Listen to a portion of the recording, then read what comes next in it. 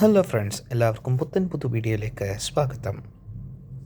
T20 world cup 2026 Abhishek ശർമ്മയ്ക്ക് പരിക്കേറ്റതോടെ സഞ്ജു സാംസൺ ആണല്ലോ അദ്ദേഹത്തിൻ്റെ റോൾ ചെയ്യുന്നത്.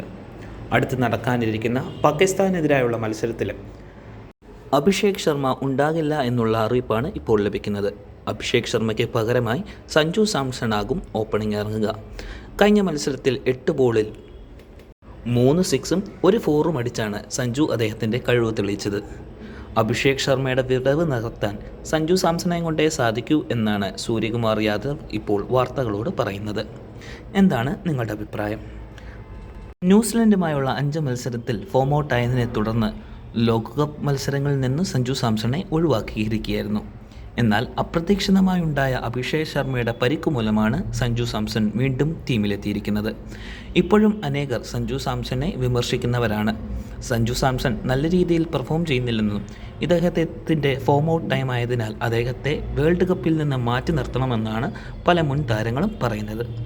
എന്നാൽ സഞ്ജു സാംസണെ അനുകൂലിച്ചും അനേകർ വരുന്നുണ്ട്. ആവശ്യമുള്ള സമയത്ത് ഇദ്ദേഹത്തെ ഉപയോഗിക്കുന്നില്ല എന്നാണ് ആരാധകർ പറയുന്നത്.